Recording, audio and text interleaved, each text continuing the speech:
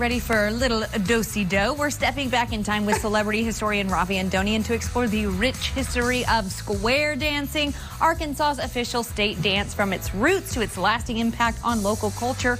You might learn a few steps along the way. That's right. Let's get ready to do-si-do into some local heritage. Watch as Raffi Andonian joins us to share the fascinating story of square dancing in Arkansas. Check it out.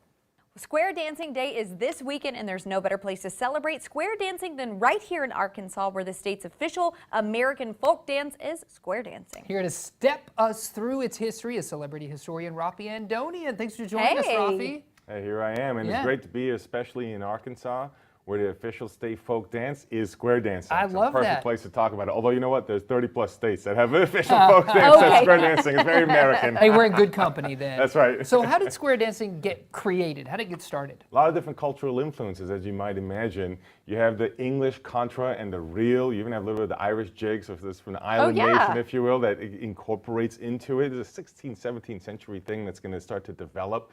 You also have, the French, the quadrilles and the French influence that's coming in as well. And then you have West African influence, because early roots of what we now call square dancing, a lot of these guys would have these steps memorized. However, that's not the case if you're a black slave, because you're going to be learning it from being around and often playing the music for these, the fiddle and so on for the dancers. Well, what happens is they go back into the community, black community, slave community, and start to do a call and response type thing, which you find a lot in the West African cultures, a call and response type social situations. And so as a result, the loud instructions come into play because they don't have the formal training to have it memorized. So being told the formations and the steps to take, right? And so that adds, if you kind of over time, the key component that we think of with square dancing, which is having a caller, right? And that caller comes in from that influence there. So quite literally, you have that English,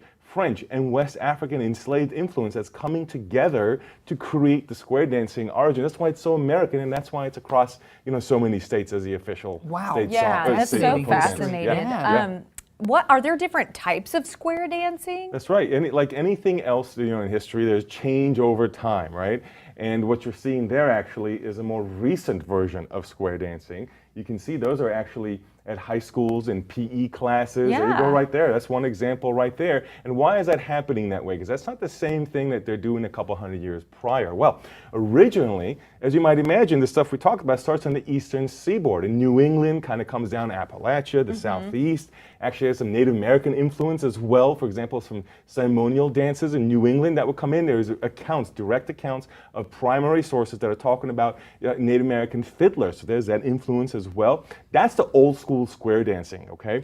But then there's this new version that comes up. Really, we're talking in like the 1920s, 30s, 40s, and especially the 50s, so more recent in that particular time stretch, where it was just called the Western style. And that Western style is revived with what you just saw earlier with the high school gym classes, PE classes. And the reason for that is because as the nation was industrializing, and especially post-World War II, kind of this consumer economy that emerges, there is this sort of nostalgic look back to our more kind of folksy roots of Americanness, right? Because it's such an American dance. But it's not exactly the same thing as what it was then, but it does see a revival and a different version. Now, if you look a little closer to square dancing, what you'll also find there's actually round versions. So there's rounds and there's squares and there's lines, like there are all kinds of shapes in the square dancing, right? And there's even clogging. You might have seen some of that in the past. That can be incorporated with square dancing. So there are many different styles,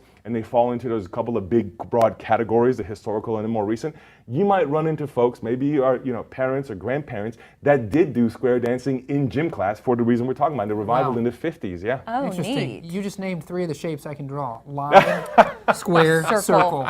Nailed it. That's what makes it you great, can square right? dance. I can square dance. You have to just listen to the caller and do it. But I've done it before, and it's very challenging because my reaction time to actually do it, I'm like always one step behind, so I'm like throwing the shapes off. I would love to watch Raffi square dance. That needs to be a segment. Where can people learn more about square dancing, Raffi? Is it a place folks can go? Yeah, so the best way to do it, obviously, like with these things, is to practice it and go to clubs, and this is how this stuff stays alive. So there's the Arkansas Square Dancing Federation that you can look up, and they have branches of clubs throughout different parts of the state, including here in NWA, Northwest Arkansas, where you can find a local club to go and participate and learn, so you're not a step behind like I am, all right? That's great. But a couple other things you can also look up beyond that if you want to learn more is there's a square dancing historical federation that you can look up, which is really interesting, that you can look up the Historical Society for that and see some of the stuff they've done. It's called the Square Dancing History Project. Okay. And another place I would look more broadly